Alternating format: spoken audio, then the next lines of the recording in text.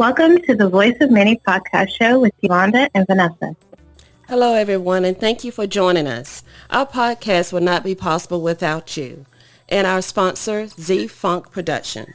Today's episode is about single moms who work and have taken on several life challenges and raising not one, not two, but three children on her own.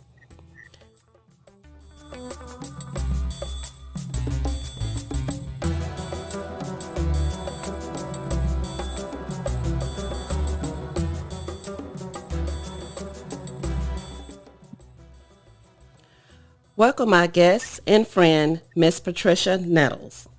How are you doing? I'm doing fine, thank you. Good. We're glad to have you. Thank you. Glad to be here. Patricia, can you tell our guests and our listeners a little bit about yourself? I'm originally from Virginia. I moved to North Carolina in 1998. I have three wonderful children. I have a set of twins and one son. My twins are 20 and my son is 17. I graduated here from Central Carolina Community College with an associate in human services and also associate in criminal justice. Can you tell us about how it's been for you as a single mom with three kids who are now adults? Well, it has been some challenges. Making decisions, I would say, would be the huge challenge because I had to be very specific in making a decision about certain things that had to be done throughout raising my children. So I would say the most challenge was decision making and making sure that everything was in place before I could, make a final decision. I think that was the hardest thing for me being a single mom. Okay, and since you had twin girls yourself, how is it being a grandmother to twin girls? Wow, it's an overwhelming of emotions. To see two little bitty faces over again is like deja vu. It's like when you see them, it automatically comes to me, oh yeah, I have to do this. Yeah, I remember I got to do this. So it's just a joy that sometimes I can't even explain it. Wow, that's rough. It's a lot to think about. All right, so I know you went through the experience of even going back to college with your kids, and how was that? How was that? And I know you had challenges just to deal with that as well. So how was that? How did you manage it? Well, it was a struggle. I knew I had wanted to go back to school, but time was something that I didn't have a lot of, and I kept putting it off. And so one day I made the decision that, I need to go back to school. Coming from a domestic violence relationship really was tough. So my children was eating, sleeping, and breathing from me. So I knew I had to make the right choice in making a decision to go back to school. And I think that, and I'm glad I did, that was the huge part of my life, is continuing my education. Mm-hmm. And it was a struggle, and it's okay. You're going to run into some struggle sometimes, but, picking myself back up and saying, I can do this. And I'm going to tell you right now, I couldn't do it without God and prayer. I would have never made it because I had to rely on him. And he made ways possible for me that I could never have made without him.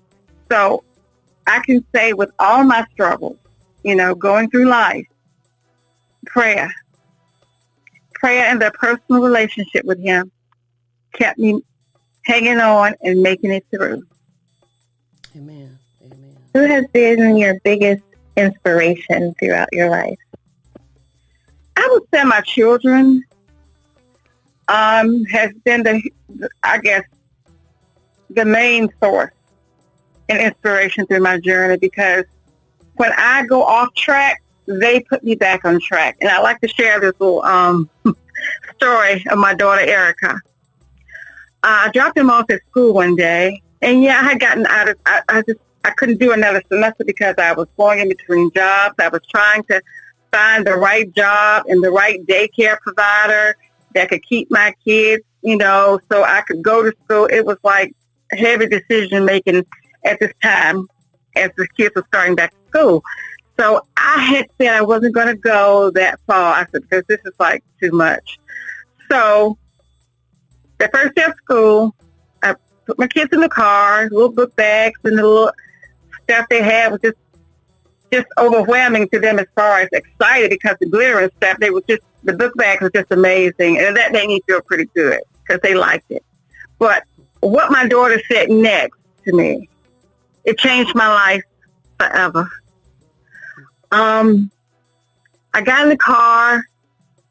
My daughter Erica said, "Mom, where's your book bag? Oh, you don't go to school anymore? Did you quit?"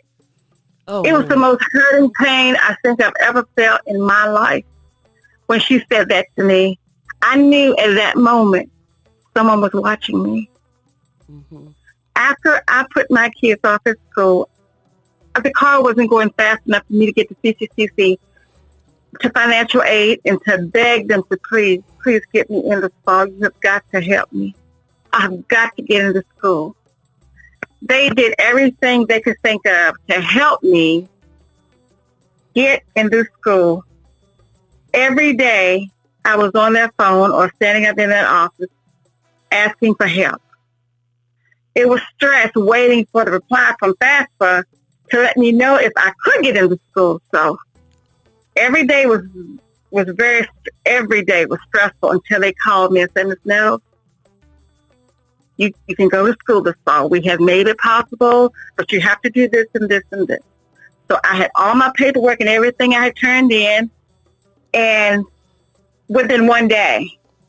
So the waiting for the FAFSA to hear from them was very anticipating. Mm-hmm. So when they called me that day and said, "Ms. Nettles, you get your book and your schedule," which I'd already made, and your classes and everything is ready. So I ran to that store and got those books. I bought me a book bag. I was determined I was going to let her see me with the book bag. If I didn't have anything else, I had to have that book bag.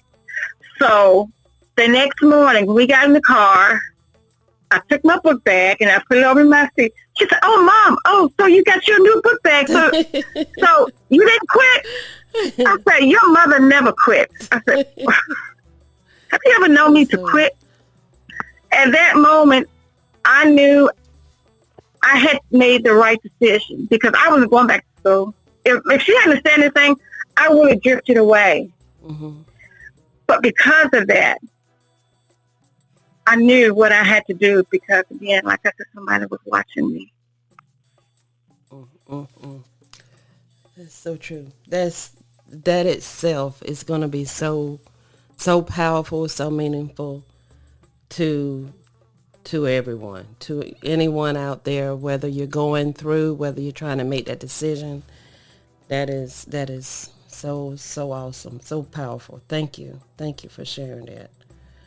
You're welcome. Knowing what you know now about life, what advice would you give other single parents who are thinking about going back to school?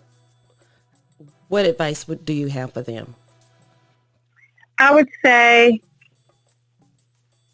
going back to school, whether it's for 6 months, a year, please apply. If it's something that you really want to do, I know you will succeed. Never give up. Be diligent. Be strong. Life is going to throw bricks at you, but you take those bricks and you build something with them. And I have this thing that I always say. If anything that's worth anything, it takes sacrifice. When you have children, nothing should come before them as far as taking care of them and doing the right things for them so they can succeed and strive and move forward in life. Amen.